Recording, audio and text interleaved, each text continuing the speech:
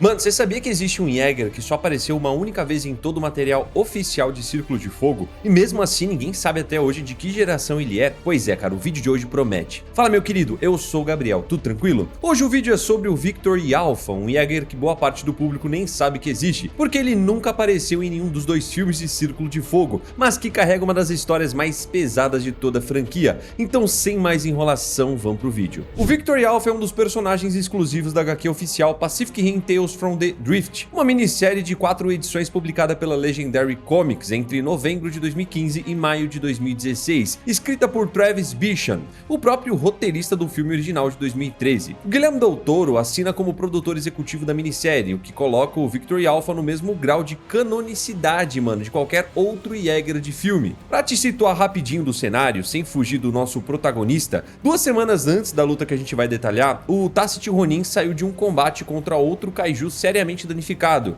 e os seus pilotos ficaram hospitalizados. Com o Tacit Ronin em reparos e o Coyote Tango também indisponível, o Shatterdorm de Tóquio ficou por um período sem nenhum dos dois Jägers de prontidão que normalmente defenderiam a cidade. Essa lacuna específica é o que abre espaço para o nosso protagonista de hoje entrar em campo. E vale registrar, cara, que o Shatterdorm de Tóquio, dentro da cronologia da franquia, é uma das bases mais movimentadas do Pacífico durante esse período da guerra. É a mesma base de onde o Coyote Tango do Staker Pentecost operava anos antes, e onde a própria Makomori, ainda criança, sobrevive ao ataque do Onibaba, que mata os pais dela. O Victor Alpha entra em cena justamente nesse contexto de base sobrecarregada, com múltiplos Jägers entrando e saindo de operação em curtos intervalos de tempo. O Victor Alpha é pilotado pelas irmãs Kajizo e Itu, uma dupla de Rangers da PPDC. Diferente de outros pilotos que ganham arcos inteiros de desenvolvimento em outros materiais da franquia, Kajizo e Itu aparecem já em campo, o que reforça o papel delas na história como a tripulação de plantão que precisa proteger a cidade sozinha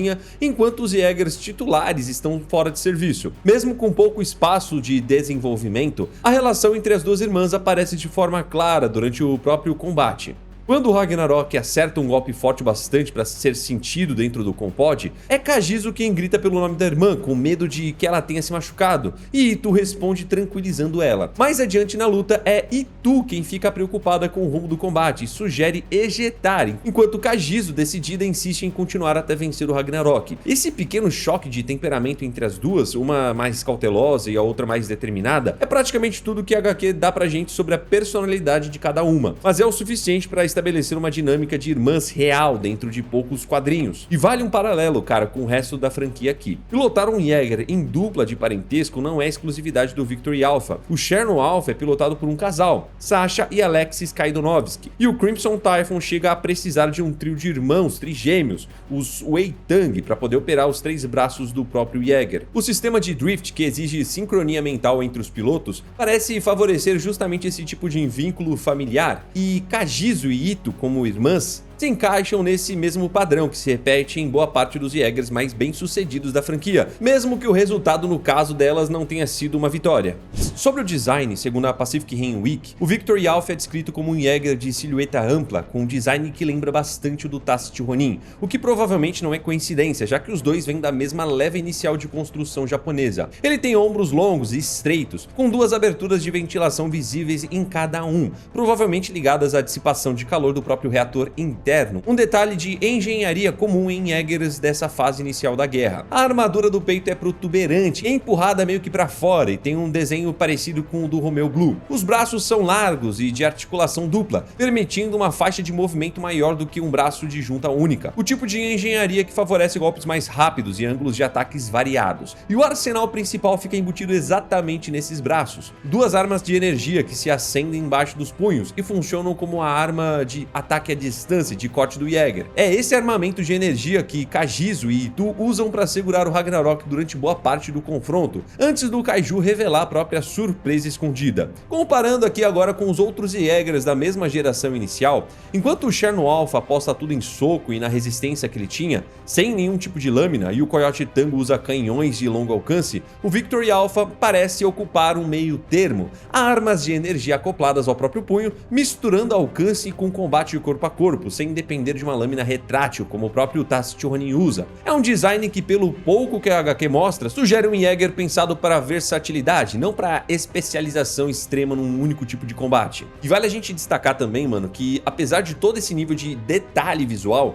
não existe altura, peso ou tonelagem oficial divulgada especificamente para esse Jäger. Diferente dos Jägers de filme, que tem a ficha técnica publicada no livro Men, Machines and Monsters, o Victory Alpha nunca recebeu esse tipo de material de apoio. Então, se você encontrar algum número específico de metros ou toneladas atribuído a ele por aí, é bem provável, mano, que seja estimativa de fã e não um dado oficial, tá? Beleza, Gabriel, mas qual é o mark dele? Ele é um Mark I? Esse é um dos pontos que mais gera dúvidas sobre o Victory Alpha. A Pacific Rim Wiki classifica oficialmente o mark dele como desconhecido. Não é que a informação existe e ainda não tenha sido divulgada, é que a própria HQ nunca chega a mencionar isso em nenhum tipo de diálogo ou legenda, e também em nenhum material de apoio complementar, tipo perfil de personagem ou guia de bastidor chegou a ser publicado especificamente sobre esse Jäger. O Victory Alpha é uma exceção rara, cara. A pista mais forte que a gente tem é justamente o parentesco visual com Tacit Ronin, que é um Mark I confirmado, o que torna razoável a gente supor que o Victory Alpha também seja dessa mesma geração inicial, construído na mesma leva apressada do início da guerra. E vale pensar também, mano, no porquê disso. Do ponto de vista da produção, diferente dos Jägers principais dos filmes, que ganham um brinquedo licenciado, action figures e página própria no livro de bastidores, os Jägers exclusivos de HQ raramente recebem esse tipo de investimento de material colateral, justamente porque o público desses quadrinhos é menor do que o público do cinema. O Victory Alpha, o Brawler Yukon e até o próprio Ragnarok compartilham esse mesmo destino. Existem, cara, são canônicos, mas nunca tiveram o mesmo nível de documentação técnica que a Legendary reservou para os Jägers que apareceram na tela grande. Isso não os torna menos reais dentro da história, cara, não. Só significa que boa parte do trabalho de entender esses personagens precisa vir direto da leitura cuidadosa dos próprios quadrinhos, painel por painel, sabe, mano? Ao invés de uma ficha técnica já pronta ali só pra você ler. Em 5 de julho de 2016, o Kaiju Ragnarok categoria 2 emerge da brecha e ataca a Baía de Tóquio. Como a gente consegue ver na HQ, o Victory Alpha é lançado do Shatterdorm para proteger a cidade, sob o comando do Marechal Hikai, o responsável pela base de Tóquio. O combate começa bem disputado. O Victory Alpha usa as armas de energia dos punhos para segurar o Ragnarok, enquanto Hikai tenta convocar reforços do Shatterdorm de Hong Kong, que fica geograficamente mais próximo. Um tremor de terra sentido em toda a região de Tóquio, inclusive no próprio centro médico da cidade,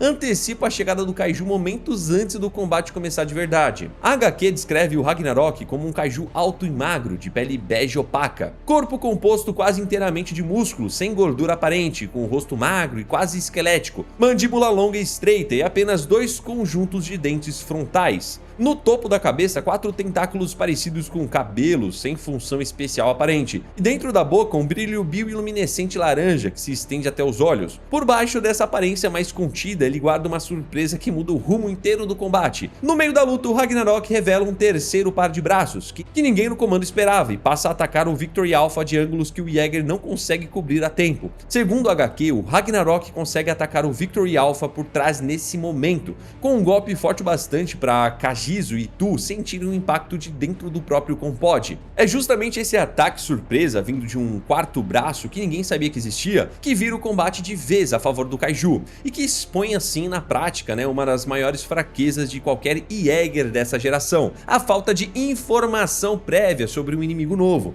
sem nenhum dado de reconhecimento para se preparar. Com o terceiro par de braços em ação, o Ragnarok passa a dominar completamente o combate. O Kaiju empurra o Victory Alpha para dentro da baía e continua atacando sem dar espaço de recuperação. Kagiso, mesmo ferida e sentindo o impacto dos golpes de dentro da cabine, insiste em continuar lutando até vencer, mas é Itu, preocupada com a situação, que sugere ejetar antes que seja tarde demais. A decisão certa acaba sendo da Itu.